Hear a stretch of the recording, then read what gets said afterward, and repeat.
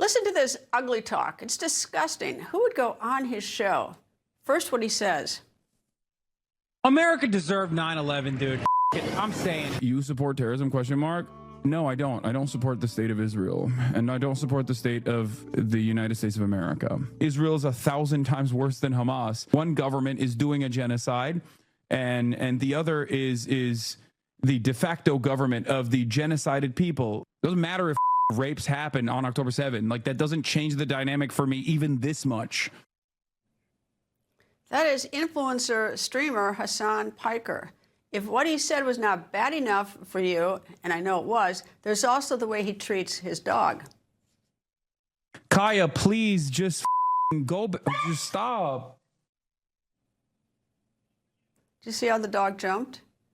Viewers accuse him of using a shock collar on his dog. It's just cruel. You would think this streamer would be avoided by elected lawmakers. Quite the contrary. There are some Democrats who have appeared with Piker on his show or at public events. Here's a sample. New York Congresswoman Alexandria Ocasio-Cortez, AOC, Minnesota Congressman Ilhan Omar, California Congressman Ro Khanna, Pennsylvania Congresswoman Summer Lee, Michigan Congresswoman Rashida Tlaib, and even Vermont Senator Bernie Sanders. They have all appeared with him. After New York City Mayor Zohran Mamdani won his election, Piker was there with AOC at the victory party. Congressman Ro Khanna was asked if he had second thoughts about going on Piker's show. Do you have any regrets about appearing on his show? None, and I would go again. But I, of course, condemn those comments. I mean, I've described Hamas as a terrorist state, and we need to unequivocally condemn anti-Semitism. But Hasan Piker was at the DNC in 2024, covering Vice President Harris. He's got millions of followers. He'll have millions of followers whether Ro Khanna goes on his show or not. The point is that we should go on and have tough conversations. Last month, Piker campaigned for Abdullah El-Sayed, who's running for the United States Senate from the state of Michigan.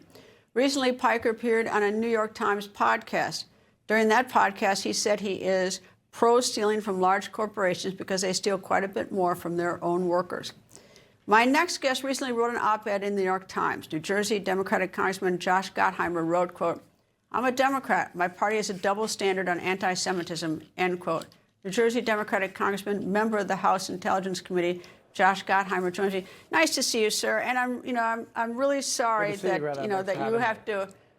Yeah, and I'm sorry you have to endure this, and the rest of us who aren't Jewish have to endure all this. And the Democratic Party. What's going on?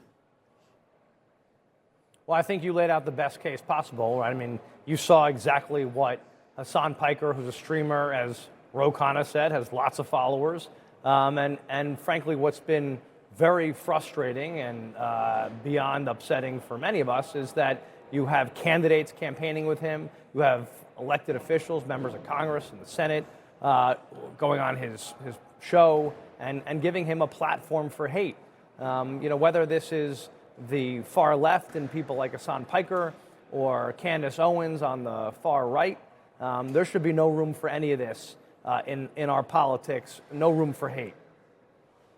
Well, I'm surprised by everybody, but the ones I'm particularly surprised of, Ro Khanna is one of them, a Democrat from California. But Senator Bernie Sanders, I think, is Jewish. I mean, it's like, I don't get that one. Well, listen, I don't get a lot of his views, to be honest with you, and a lot of the things he says, right? I mean, Hasan Piker calling Jews pig dogs and slobs, and and then having somebody who's Jewish, Senator Sanders, embrace him and give him a platform for his views is insane to me. And I think every member of Congress on the Democratic side should stand up and say, this guy is not welcome here.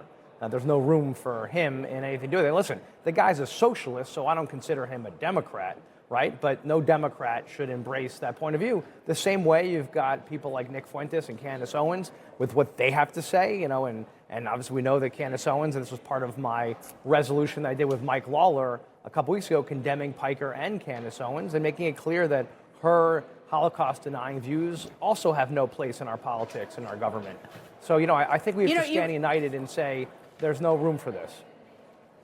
You make a good point. I don't think that the far left or the Democrats own anti-Semitism because, you know, I have heard what the right has said. I have heard what some of the people you named have said. I mean, they own it as well. I mean, it's shocking, though, that nobody stands up for it, you know, that this has been going on.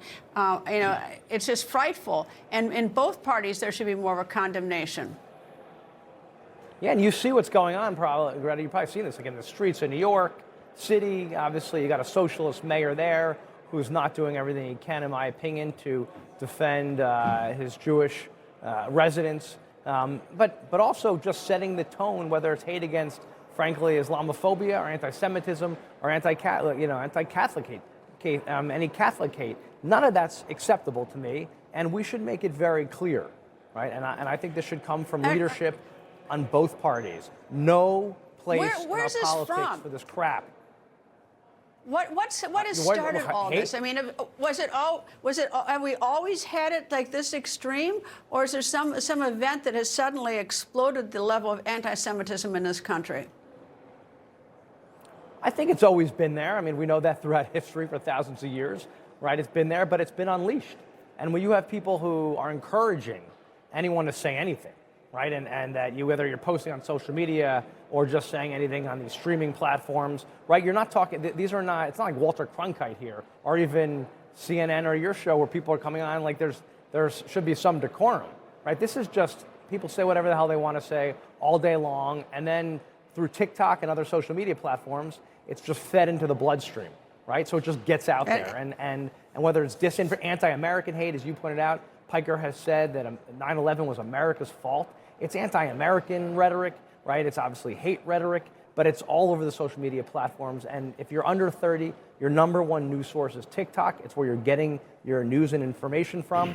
Obviously, our enemies in China and North Korea and Russia and Iran, they have one goal, right? To spread us, to kind of push us apart.